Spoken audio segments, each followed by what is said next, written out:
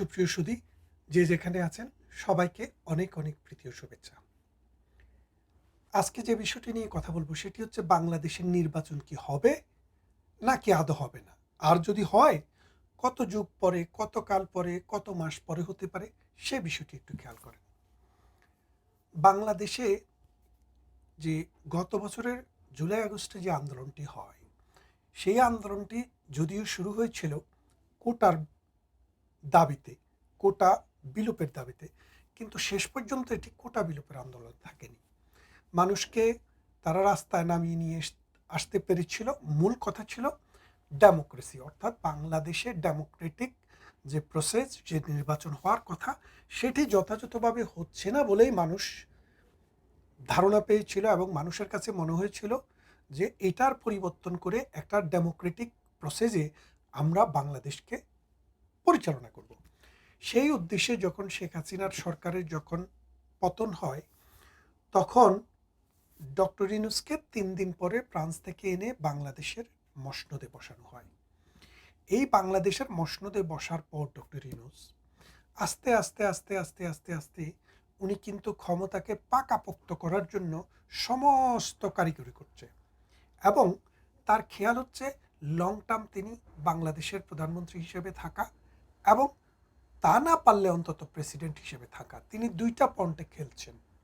একটা পয়েন্ট হচ্ছে, তিনি, আপনারা জানেন 2006 সালে তিনি একটি রাজনৈতিক দল করতে চেয়েছিলেন। বাংলাদেশের রাজনীতিতে প্রাইম মিনিস্টার হবেন যখন আর্মিরা এসছে, অর্থাৎ জনগণের ম্যান্ডেট নিয়ে বৈধভাবে প্রধানমন্ত্রী হওয়া বা বাংলাদেশের রাজনীতিতে থাকা ডক্টর ইউনূসের কোনো কালেই উদ্দেশ্য ছিল না।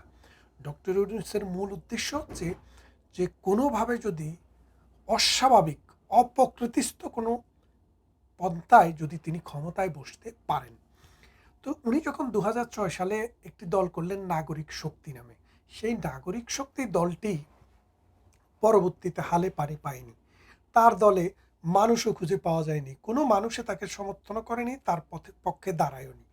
যার ফলে তিনি কি করলেন, তিনি একটি সংবাদ সম্মেলন করলেন। সংবাদ সম্মেলন করে তিনি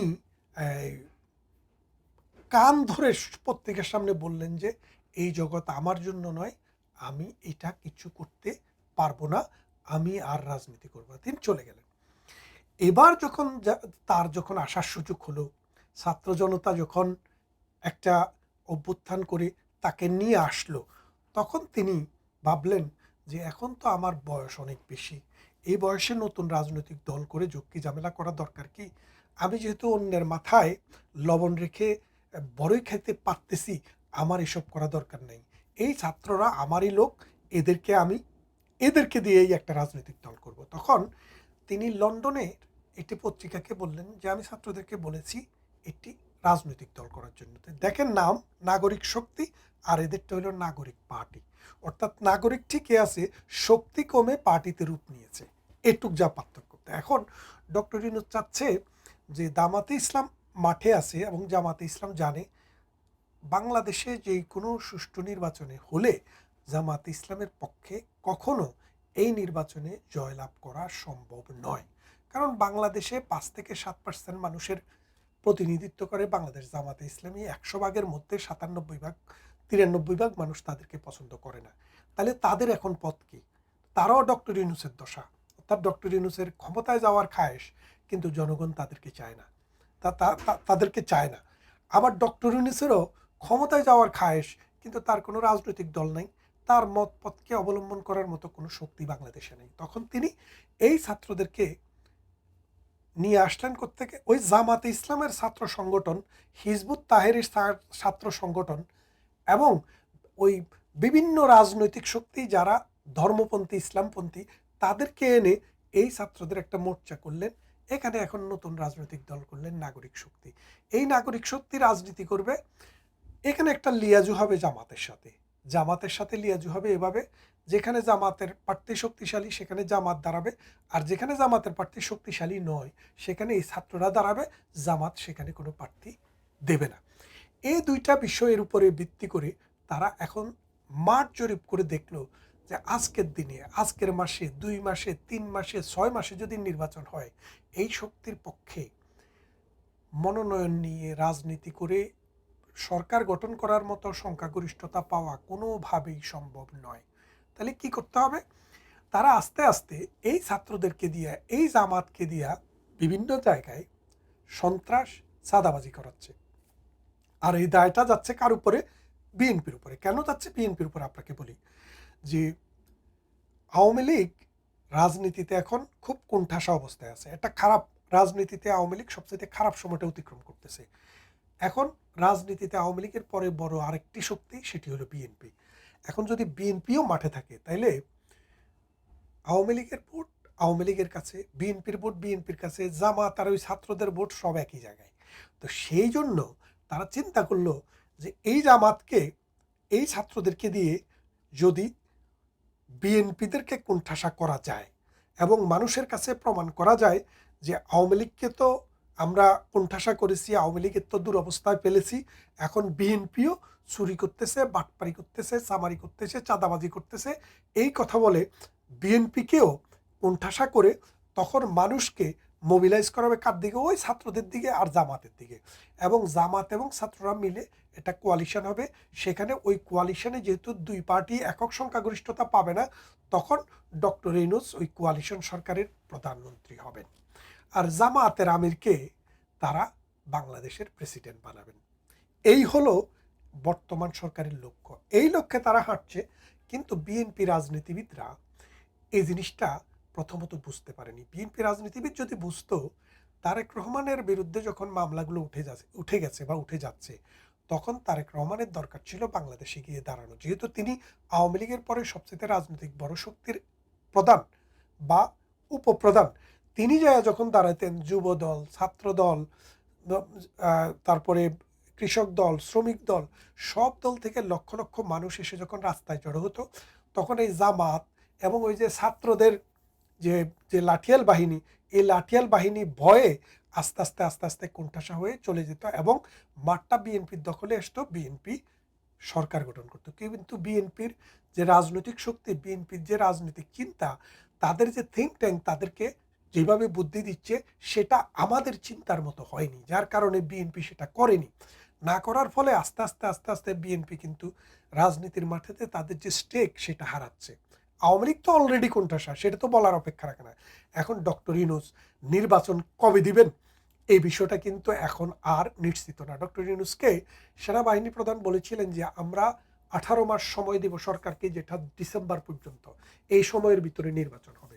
কিন্তু 18 মাসের মধ্যে যদি নির্বাচন না হয়, সেনাবাহিনী কি সরকারকে উৎখাতের কোনো ষড়যন্ত্র করবেন? সরকার কি উৎখাত করবেন? সেনাবাহিনী কি তার কথা রাখবেন? তিনারা কি 18 মাস পরে সমর্থন প্রত্যাহার করে, যদি এই সরকার যেহেতু অবৈধ সরকার, এই সরকারকে কিক আউট করে সেনাবাহিনীকে ক্ষমতা দিবেন? এটাও একটা ইস্যু। এখন বাংলাদেশের নির্বাচন হবে কি হবে না, মূল কথাটা তো সেটা। তো নির্বাচন হওয়ার লক্ষণটা কি আপনারা দেখেন? একটা নির্বাচন হতে হলে মাঠে ময়দানে রাজনীতির আলোচনা শুরু হয়, রাজনীতিবিদেরা আলোচনা করে, সমালোচনা করে, মিটিং হয়, মিছিল হয়, প্রত্যেক দল রাজনীতির মাঠে আসে, তার ম্যানিফেস্টো দেয়, কথা বলে। কিন্তু বাংলাদেশে কি সে অবস্থাটা আছে? রাজনীতিতে 1 বছর না 1.5 বছর আগ থেকে আমরা দেখেছি, 5 বছর টেনিয়রের মধ্যে 3.5 বছর পেরিয়ে গেলে তখন কিন্তু রাজনীতির মাঠে শুরু হয়ে যায় শোরগোল।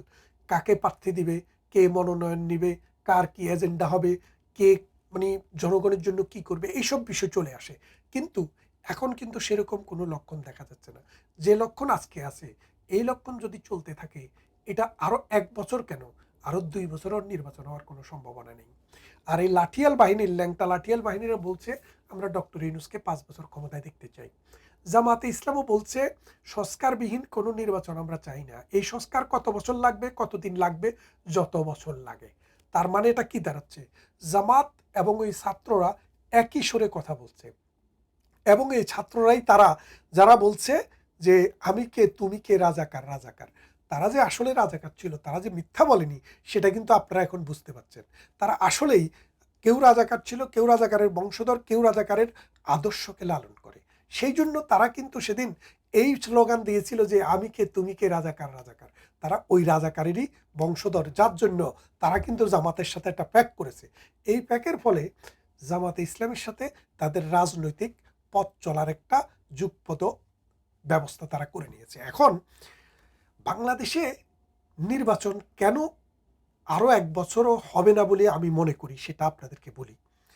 আপনারা জানেন, বাংলাদেশে গ্রামে গঞ্জে আমাদের মোল্লারা নিরীহ জনগণের উপরে ফতোয়া দিত যে হিলা বিয়ে দিতে হবে। অর্থাৎ জনের কোনো একটা ভদ্রলোক, বা ভদ্রলোক বলেন আর অভদ্রলোক বলেন, হাজব্যান্ড ওয়াইফের ঝগড়াঝাটি হয়েছে, বাচ্চা কাচ্চা আছে, হঠাৎ করে বউকে তালাক দিয়ে দিছে। তালাক দিয়ে দেওয়ার 2-3 দিন পরে বাচ্চা কাচ্চার কান্নাকাটি দেখা, এখন নানান কমপ্লিকেশন দেখে সে তো চিন্তায় পড়ে গেল।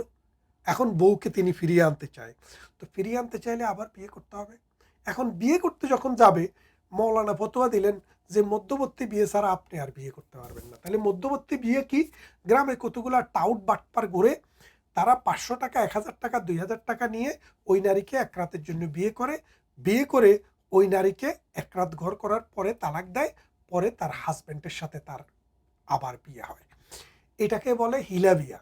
এখন এই হিলা বিয়ায় এরকম ঘটনা মাঝে মাঝে ঘটতে আমরা দেখেছি যে এক রাতের জন্য বিয়ে করেছে, বিয়ে করে এখন সে মজা পেয়ে গেছে, এই বউকে ভালো লেগে গেছে, সে আর তালাক দেয় না। ডক্টর ইউনূসের কাছেও বাংলাদেশকে হিলা দেওয়া হয়েছিল। ওই হিলা দেওয়ার পরে ডক্টর ইউনূস ক্ষমতায় আইসা ক্ষমতার লোভে, ক্ষমতার স্বাদ পেয়ে এখন আর তিনি ক্ষমতার থেকে ডিভোর্স আর দিতে চান না। তিনি আর একটা সুষ্ঠু নির্বাচন দিয়ে বাংলাদেশে একটা রাজনৈতিক শক্তির হাতে ক্ষমতা হস্তান্তরে তিনি আর চান না। অর্থাৎ ওই হাজব্যান্ডের কাছে যে আবার যে বিয়ে হবে, সেটা ডক্টর ইউনূস আর প্রুভ করতেছেন না। হিলা বিয়ে করে বউয়ের মজা পেয়ে গেছেন, এখন আর মসনদ সাথে তার রাজি হচ্ছেন না। ডক্টর ইউনূস অপমানিত হবেন, লাঞ্ছিত হবেন এই বাংলার জমিনে। কাদের দ্বারা? রাজনীতিবিদদের দ্বারা। কারণ এই দেশের মালিক হচ্ছে রাজনীতিবিদেরা। কারণ রাজনীতিবিদেরা কাদের প্রতিনিধি? জনগণের প্রতিনিধি। অর্থাৎ জনগণ রাজনীতিবিদদের মাধ্যমে তাদের চিন্তা, চেতনা, আদর্শ, উদ্দেশ্য রাষ্ট্রে বাস্তবায়ন করতে চায়। তারা বিশ্বাস করে এই রাজনৈতিক শক্তি দেশকে একটা সুষ্ঠু লক্ষ্যের দিকে নিয়ে যাবে, গণতন্ত্রের মুক্তি ঘটাবে, অর্থনৈতিক মুক্তি ঘটাবে, মানুষের জীবনের মান উন্নয়ন করবে এবং যেই কোনো অপশক্তিকে মোকাবেলা করে দেশের অভ্যন্তরীণ এবং বহিঃশক্তির আক্রমণ থেকে দেশকে রক্ষা করার জন্য রাজনৈতিক প্রজ্ঞাই খুব জরুরি। আজকে যারা আছে তাদের মধ্যে রাজনৈতিক কোনো প্রজ্ঞা নেই, যার কারণে বহির্বিশ্বের সাথে আমাদের সম্পর্ক আস্তে আস্তে খারাপ হচ্ছে। প্রতিবেশী রাষ্ট্র যিনি আমাদেরকে চারদিক থেকে ডেকে আছে, ঘিরে আছে, সেই রাষ্ট্রের সাথে আমাদের সম্পর্ক এখন তলানিতে এবং আমেরিকার সাথে আমাদের সম্পর্ক খুবই এখন খারাপ এবং আস্তে আস্তে পৃথিবীর আরও দেশের সাথে সম্পর্ক খারাপ হবে। যারা বিনিয়োগ করে, যারা আমাদেরকে অর্থ যোগান দেয়, যারা আমাদেরকে বাণিজ্যে সাহায্য করে, তারা আস্তে আস্তে আস্তে আস্তে আমাদের কাছ থেকে সরে যাচ্ছে। দিন দিন শিক্ষা প্রতিষ্ঠান, ব্যবসা প্রতিষ্ঠান, শিল্প প্রতিষ্ঠান ধ্বংস হচ্ছে এবং বাংলাদেশ আগামী যে জুন মাসে বাজেট হবে, গতবারের বাজেট চাইতে 20% বাজেট কমে যাবে। এইভাব করে বাংলাদেশ আস্তে আস্তে অন্ধকারের দিকে হাঁটতে শুরু করবে। আর এই অন্ধকারের ভেতরে কে কাকে ছুরি মারবে, কে কাকে লাঠি দিয়ে পেটাবে, কার জীবন কে নিবে আমরা জানি না। ডক্টর ইউনূস যদি এখনই নির্বাচনমুখী না হয়, এই দেশ ধ্বংস হয়ে যাবে, এই দেশ আফগানিস্তান হয়ে যাবে, এই দেশ সিরিয়া হবে, এই দেশ লেবানন হবে, এই দেশ ইরাক হবে এবং এই দেশ ধ্বংসের একটা লীলাভূমিতে পরিণত হবে। গত 33-53 বছরে যে দেশটি আস্তে আস্তে করে করে এমন একটা জায়গায় দক্ষিণ পূর্ব এশিয়াতে সবার উপরে উঠে গেছিল, সেটি আবার সবার নিচে নেমে যাবে। নির্বাচন দেওয়ার যে ডক্টর ইউনূসের কোনো ন্যূনতম ইচ্ছা নেই, সেটা আমরা দেখতে পাচ্ছি। ওই যে কোমর পানিতে গিয়ে কোমর মাজন করেন, গলা পানিতে যায় গলা মাজন করেন, মানে এইভাবে মাজন করতে করতে সময় ক্ষেপণ করছেন। আমেরিকান নাগরিকদেরকে এনে এনে দৌড়ে দৌড়ে সংস্কারে বসাচ্ছেন, যে দেশের নাগরিকে তারা না, যে দেশে তারা কোনোদিন থাকেই না। 20 বছরের উপরে, 30 বছরের উপরে বিদেশি নাগরিকত্ব নিয়ে বিদেশে পড়াশোনা করে, বিদেশে থাকে, তারা এখন সংস্কারে ব্যস্ত। আমরা বিশ্বাস করি নাগরিক পৃথিবীর বিভিন্ন দেশে যাবে, তারা সহযোগিতা করবে, হেল্প করবে, তারা পরামর্শ দিবে, বুদ্ধি দিবে, বিদেশ থেকে যে জ্ঞান বিজ্ঞান তারা নিয়ে আসতে পারে, দেশের উন্নতিতে কাজে লাগাবে। কিন্তু দেশ পরিবর্তন দেশের মানুষে করবে। যদি দেশের মানুষকে যদি দেশ পরিবর্তনের কাজে লাগানো না যায়, তাহলে এই দেশের ধ্বংস অনিবার্য। আসুন বাংলাদেশের সকল রাজনৈতিক শক্তি ঐক্যবদ্ধ হয়ে ডক্টর ইউনূসকে বাধ্য করতে হবে যে এই দেশের নির্বাচন দাও, তুমি এ দেশের মালিক না, এ দেশের মালিক জনগণ। জনগণ যাকে নির্বাচনের মাধ্যমে ম্যান্ডেট দিবে সেই হচ্ছে এই দেশ পরিচালনার দায়িত্বপ্রাপ্ত, ডক্টর ইউনূস নয়। ডক্টর ইউনূসের বাটপারি, ধান্দাবাজি, সিটিংবাজি এগুলো মানুষ বুঝে গেছে। ডক্টর ইউনূস আসার সাথে সাথে বাংলাদেশের আইন ব্যবস্থা ধ্বংস হয়ে গেছে, শাসন ব্যবস্থা নাই বললেই চলে, পুলিশ ব্যবস্থা জাদুঘরে চলে গেছে, আর্মি ডিমোরালাইজ হয়ে গেছে। অর্থাৎ একটা রাষ্ট্র পরিচালনায় যেই সব প্রতিষ্ঠানগুলো রাষ্ট্রকে বাঁচিয়ে রাখে সেই প্রতিষ্ঠানগুলো এখন ডেড। এই ডেড অবস্থায় বাংলাদেশ আর কিছুদিন যদি চলতে থাকে রাষ্ট্র কোমায় চলে যাবে। তাহলে আসুন আমরা সবাই ডক্টর ইউনূসকে বাধ্য করব যেন একটি নির্বাচনের মাধ্যমে জনগণের প্রতিনিধির হাতে ক্ষমতা হস্তান্তর করা হয়। তা না হলে দেশ শেষ হয়ে যাবে। আর বর্তমান পরিস্থিতিতে ডক্টর ইউনূসের নির্বাচন আগামী 5 বছরও দেওয়ার কোনো খেয়াল আছে বলে আমরা মনে করি না। আসুন সবাই মিলে আমরা তাকে বাধ্য করি।